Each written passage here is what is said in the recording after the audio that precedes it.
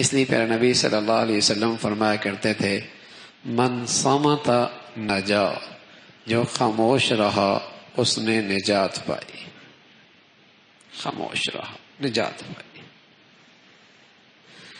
من حسن اسلام المرء ترکہ ما لا یعنی، آپ علیہ الصلوۃ والسلام فرما رہے ہیں کہ آدمی کے اسلامیت کا حسن و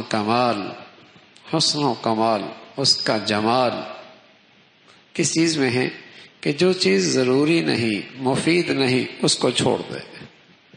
جو چیز مفید نہیں، ضروری نہیں، اسے چھوڑ دے۔ یہ آدمی کے اسلام کا حسن ہے، اس کا کمال ہے، اس کی خوبصورتی ہے۔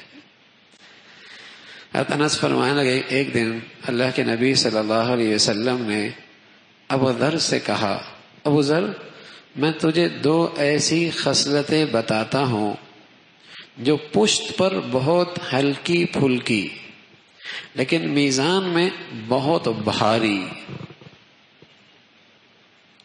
یعنی بظاہر وہ بہت ہلکی پھلکی چیزیں ہیں لیکن میزان کے ترازو میں ان کا وزن بہت ہے۔ ابو ذر فرمان لگے رضی اللہ تعالیٰ عنہ، میں نے عرض کیا یا رسول اللہ وہ دونوں خصلتیں ضرور بتلائیے۔ تو پیارے رسول صلی اللہ علیہ وسلم نے فرمایا زیادہ خاموش رہنے کی عادت اور حسن اخلاق۔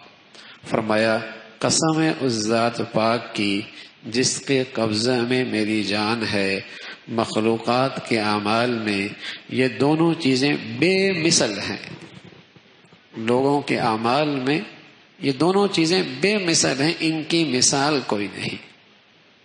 اچھے اخلاق اور کم بولنے کی عادت۔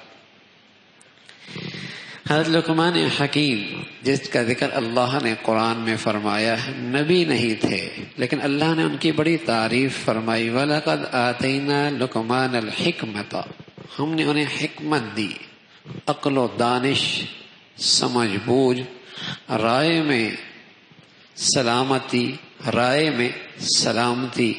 دین کی فہم میں بلندی۔ غلام تھے سیاہ رنگ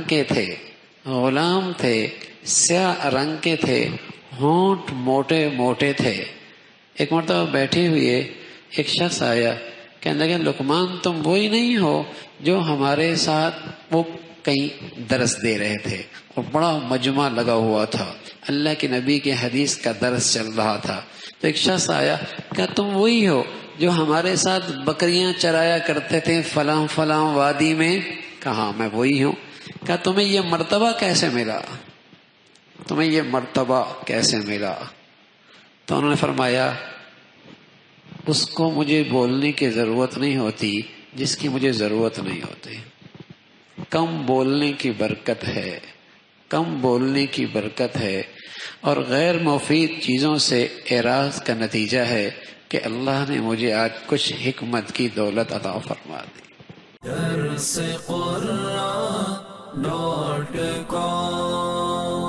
www.darsequran.com